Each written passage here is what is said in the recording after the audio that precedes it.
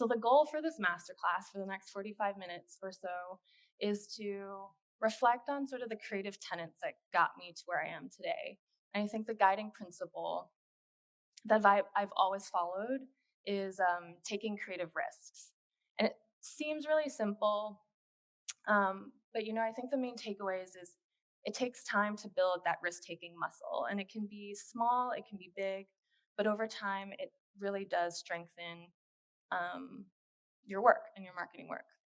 So I'll be sharing helpful tips and tricks on how you can infuse risk taking into, um, build a culture of risk taking on your teams, at your company, and infuse it into your day to day.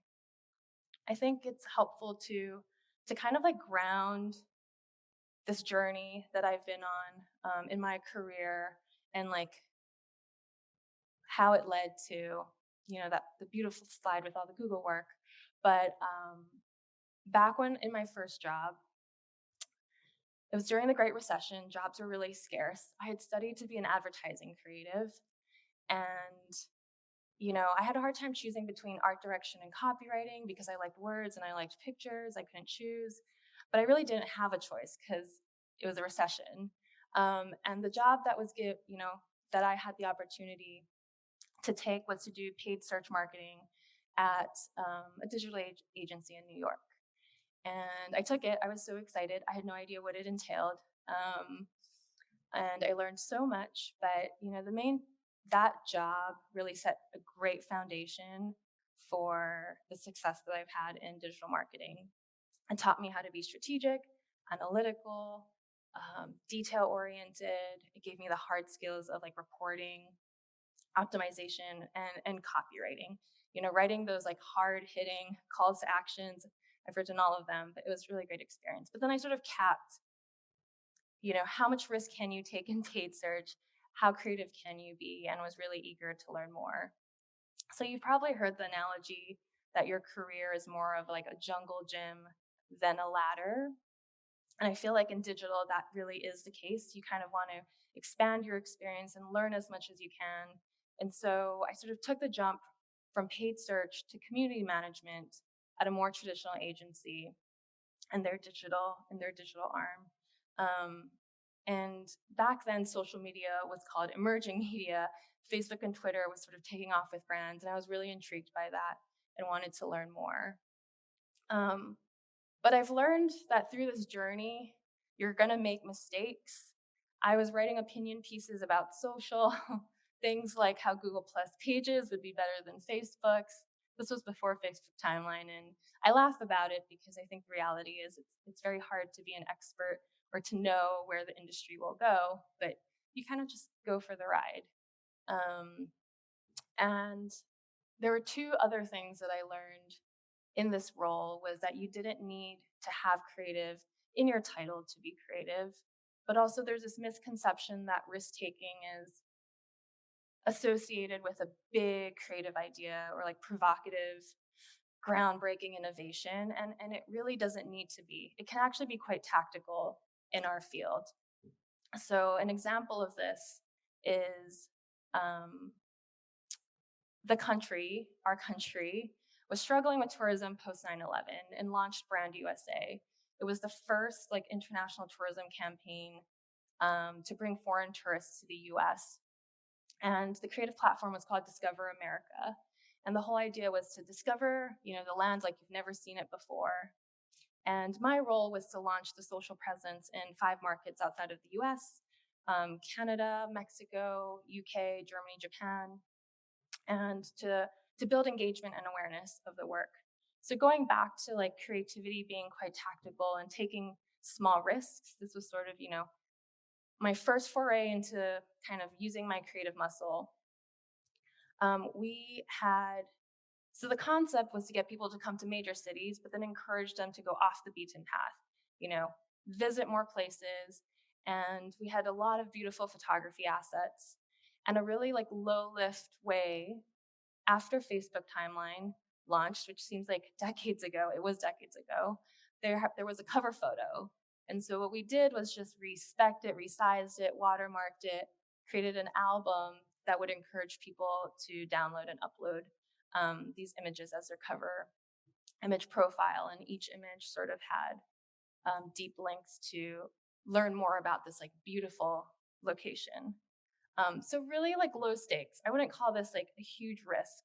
It was free, it didn't cost anything, but it was new. And I think that's one thing that um, is really interesting is for every different brand and company, new and novel ideas may not seem super groundbreaking, but it can, step change your work.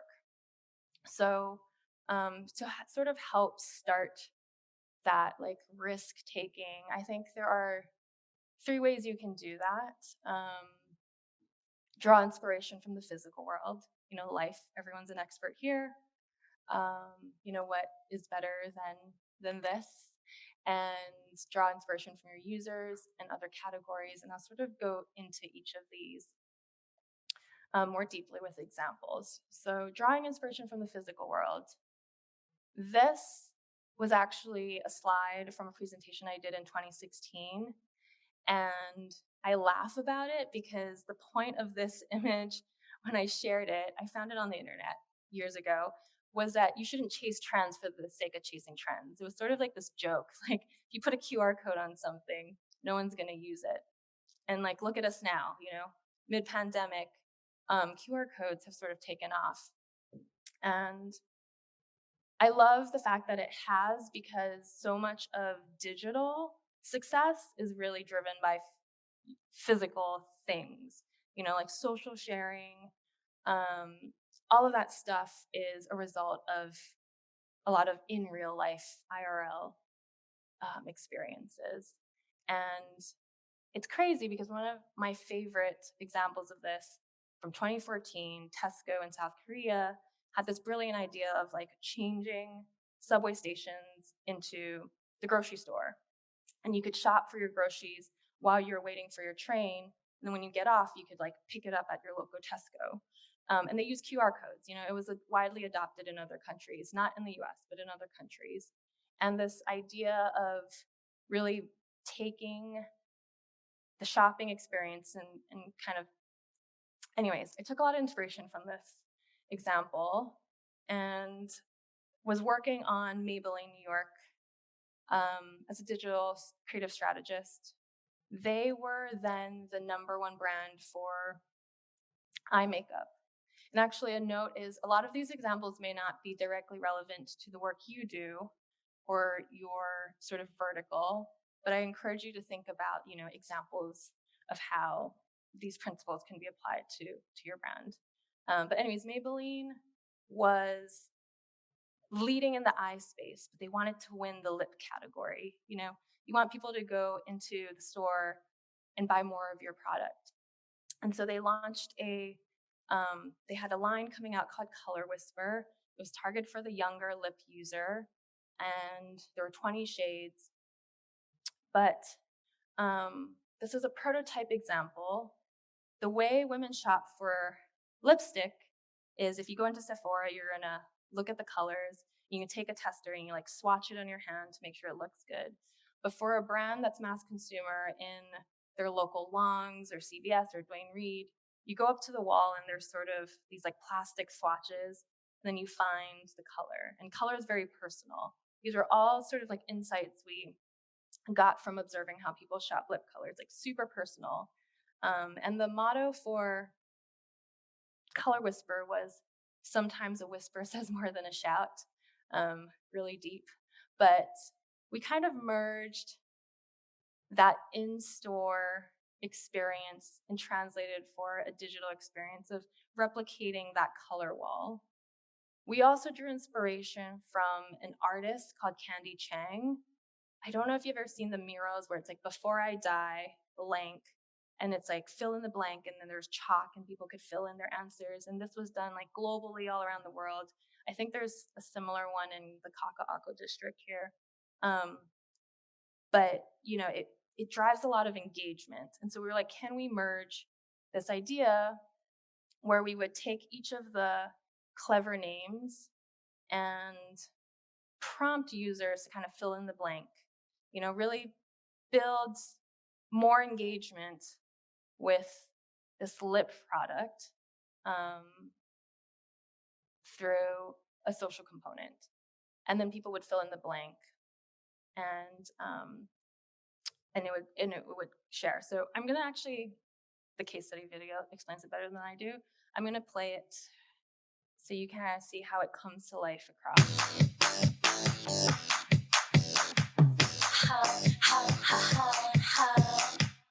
I am waiting for you to come out and play, to have some fun. We are gonna go escape for the day. Come on, let's have some fun. Oh, how does it feel this way? It feels so good, don't let it go away. Pick it up, live it out, shout it out, okay. Pick it up, live it out, shout it out, okay. Okay.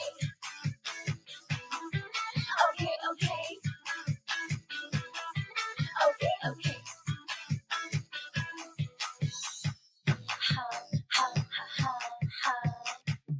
Do you think that you have got what it takes to feel the fun? Every girl in the world, just stop. Come on, let's join the fun. Oh, how I love to feel this way. It feels so good, don't let it go away. Pick it up, live it out, shout it out, okay. Pick it up, live it out, shout it out, okay. Okay.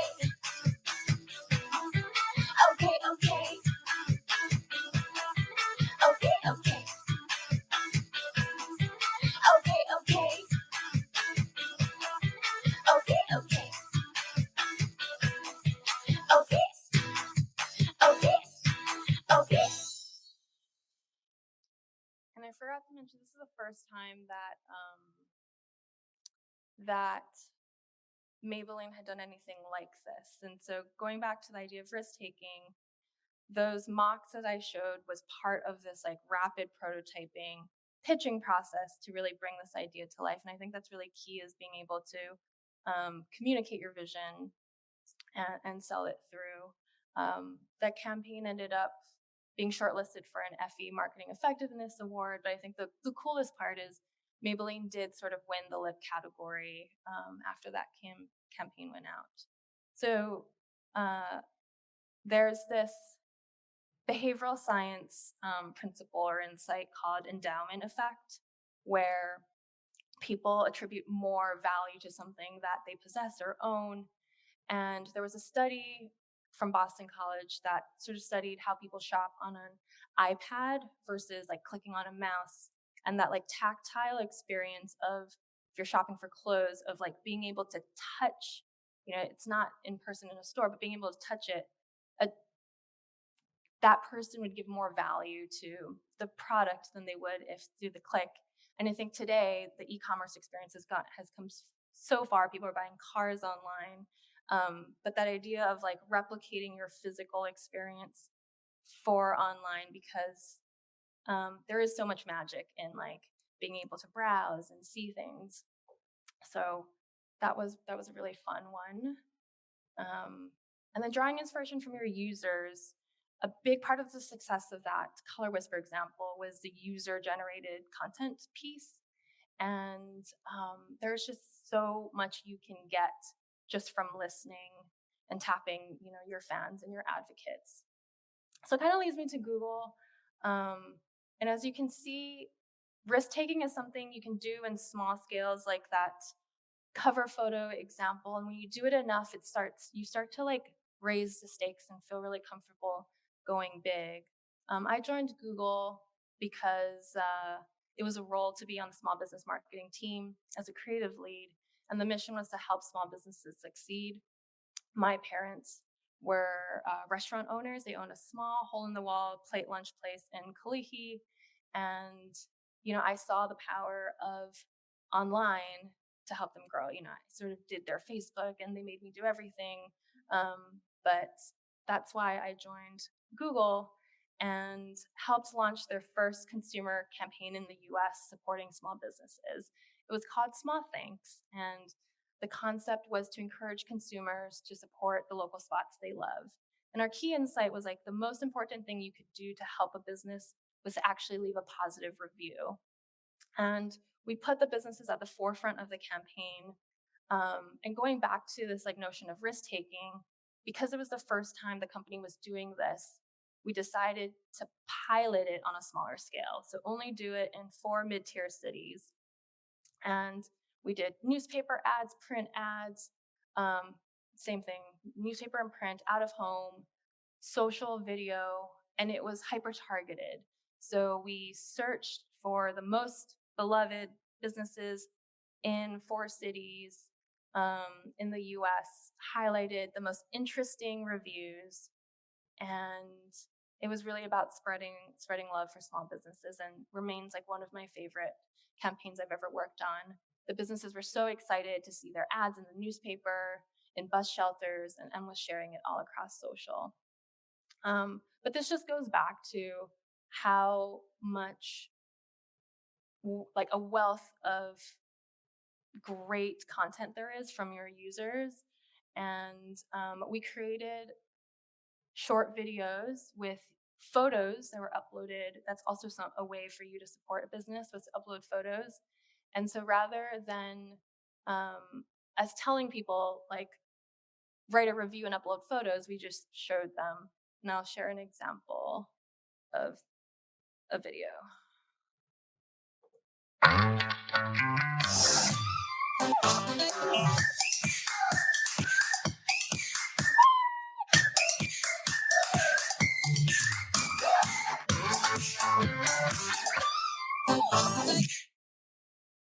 Looks really simple, right? It's only 15 seconds.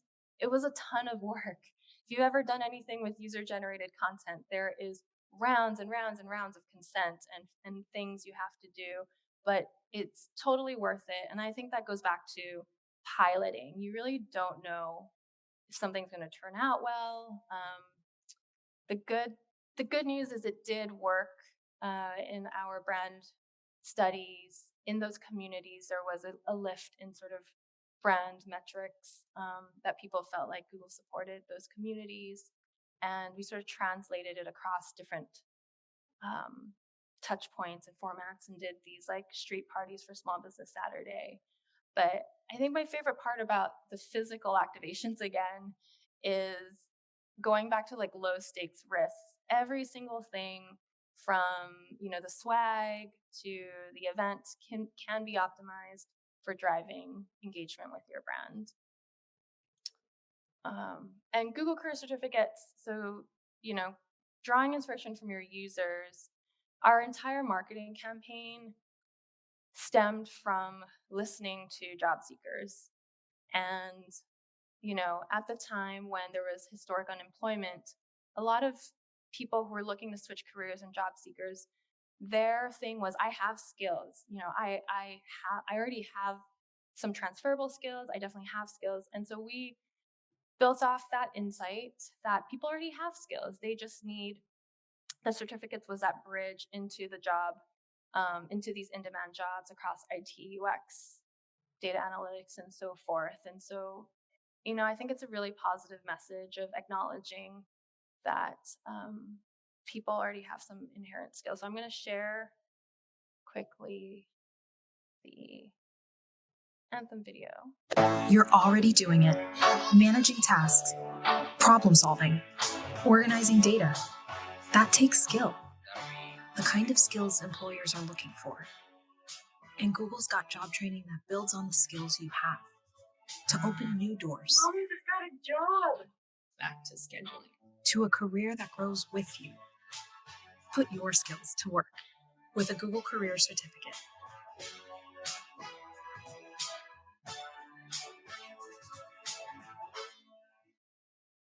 So we launched the certificates and did a lot of deep social listening. Kind of took off organically in social. Career talk, like on TikTok. Talking about careers and jobs is all the rage now. So everywhere you go, people are talking about it. And it was wonderful to see just sort of the positive reception for it. Um, but we kept listening, and people were like, do people actually really get a job? Like, can you get a job? We have an employer consortium that, has committed to um, hiring from the graduate pool. But our response to that a year later is to show the proof and highlight real graduates who have completed the certificate and sort of grown their careers. It could be a total career switch, a promotion, a different title. And I think that part, it's just, I think spending the time to listen to your users is really important. And going back to sort of the similarities between this and the small business campaign, it's a risk to put your user at the forefront of your work when you really want to drive brand recall. But that has been core to Grow with Google's brand, is heroing our learners.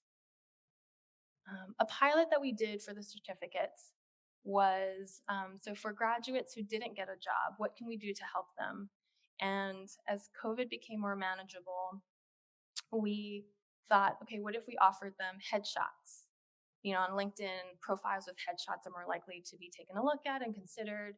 And so we did it on a really small scale. I think we had like 65 registrants, and 35 people showed up. Like Omnicron was, happening at that time. So attendance was low, but it was worth trying. And so we tried it, and it was great. We've checked in with these attendees to see, like, did it help? It's a small thing, but did that help you land that interview, get that job? And in return, we also saw a lot of appreciation for the work, and graduates were updating their cover image with the asset we provided them, and updating their headshots. So that was really cool. And again, going back to the idea of piloting ideas on a smaller scale. Um, And I'm gonna switch to the last sort of bucket, which is drawing inspiration from other categories. This one's my favorite because there's different thresholds for risk taking depending on what you are, whether you are a like lingerie brand or you sell tires. I think you can just draw so much inspiration from categories outside of your vertical and industry. And there was sort of this like trend of pins happening in social. It like came back in style, and people are posting them on social media. I think Disneyland and the Olympics really created this tradition of like pin trading and collecting. And my agency at the time thought like, oh, this is pretty cool. Like people love pins. People go crazy over pins. Like, does it work for, a tech brand, for Google? And we tried it. Every year, we launch the Google Economic Impact Report. It features small businesses from every state and US territory and how they are succeeding with Google tools. And so we decided to design custom pins for each business. And we invite them to the Google headquarters to network, to learn, to celebrate their accomplishments, and sort of presented it to them when they arrived on the first day. And their response was really positive. People, were surprised and delighted to have them. They were so eager to get to know each other, and it served a lot of purposes. It was a great icebreaker. It was a great way to encourage people to like collect. People get really competitive, and was trying to meet everybody, mingled, they shared. And I love this slide because without the pins, it would be so corporate and cold, but people were able to break out of their shell and share it on social media. So this like small pin really did make the event. These are just some quotes from the businesses saying how much they loved them. Can we get more of these? And it was a lot of work. Like, a lot of times the stuff that's new, you underestimate how much time and effort it takes. And that's why they're called tests, they're called pilots, because then you have to, at the end, figure out, is it worth doing? But it was, and we did two years in a row. We did it again a second year with even more businesses. And then COVID happened, and we haven't done it since. But um, that's a great example of kind of looking outside of your category. Another example, we offer a lot of resources for veterans, service members, and military families. And the veteran owned attribute on Google Business Profiles was launching for National Veteran Small Business Week. And we tapped our consultant, who was an active service member, and he was like, these challenge coins in the military are really popular. People trade them. It has brands on it or insignia. It's like sort of a way, sign of respect, and so forth. And we decided to create challenge coins celebrating highly rated veteran owned businesses. So if you had kind of marked on your business profile, and surprise them in the mail with these challenge coins.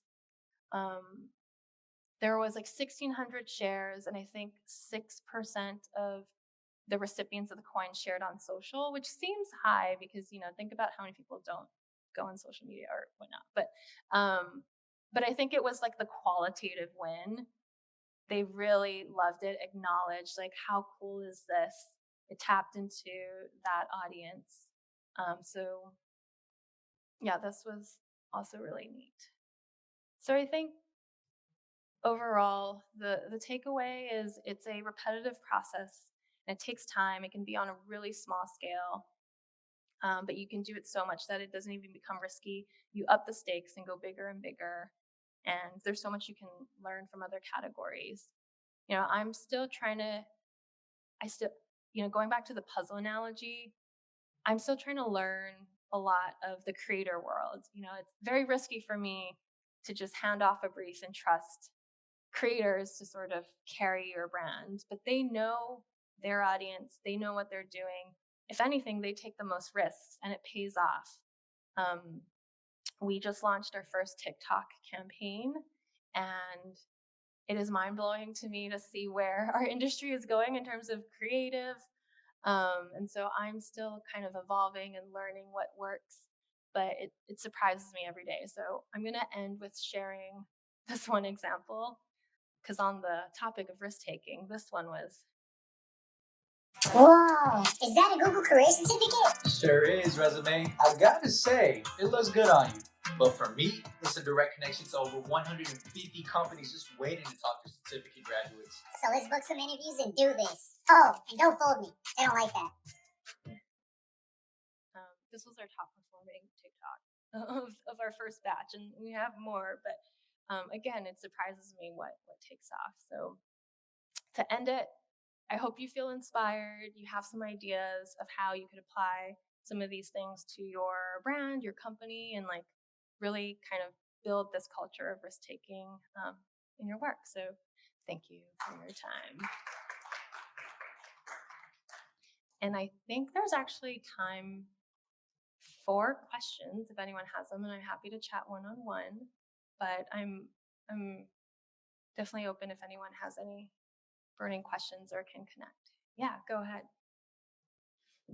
Hello. Hi. Sorry I was late. I had a student emergency. Oh, I no. teach at school, so I got an office hour phone call. But great presentation. My question is I love the last slides and you talking about, going out of your comfort zone, working with content creators. Do you have any tips, or what would you say your process is with like letting go and having their own control, but also making sure the content is clear? That's a great question. I struggle with this one because unlike, my team that I manage, who they are very much of like the TikTok generation, they're comfortable with it. I feel like for me, it's about control, but a big part of our learnings is to find the right creator fit, find a creator that's really authentic, that believes in your brand and product, and then trust the process. I think as part of the process, you're actually not allowed to like give too much direction. So we worked with Zach King, who's an illusionist, and he's really popular, and he just like nailed it. The creativity as you saw from the talking resume, I feel like the creativity of people, and they know what their audience likes. So for me, the learning was to let go and just trust that creators know what's best for their audience. But it all comes down to also choosing the right people to work with, and that takes a little more time to vet. But that's a good question. I'm still learning, so if you have tips, please let me know. Cool. I don't know if anyone else has any other questions, but I am happy to. Yeah, it's difficult. It would be nice if you just like, here's the product, and then they just run with it. And Right, because the worst thing that Is it I like that? can tell you one thing we've done is, because not all creators will succeed, is to work with a lot of them and then pick, what comes back. You never know. And so I'm always on the side of little, I guess this goes against being risk taking, but I'd rather not risk any like brand or reputational challenges and not run something um, than put it out and then it's like too risky or it doesn't fit right. So I think having more options is a good um, way to prepare for that. And that goes back. So I think this description of my talk was around how do you manage all of this? And, I started with the whole puzzle analogy and how it's really hard. And it is really hard. I struggle with it all the time. I struggle with time, actually. And as our industry has progressed, I feel like the amount of deliverables has just gotten so big. So a big part of that is just carving out time to plan and planning for a lot of scenarios. One big thing that we plan for is external events. When there's something that happens in market, you go silent. And what do you do with your campaign? Do you shift it? Do you push it back? Do you run it? And diversity, working with a lot of diverse creators and content people, drawing inspiration from other categories, from users, and from physical space. I feel like that's where the benefit of having a diverse team and talent is, because everyone has everyone can be creative. Anyone can come up with a really great idea. So that's been a big focus of working with different agencies and not just the same few of getting a range. Cool. No other questions? No more questions. All right. Well, Awesome. Thank you, so Zeny. much.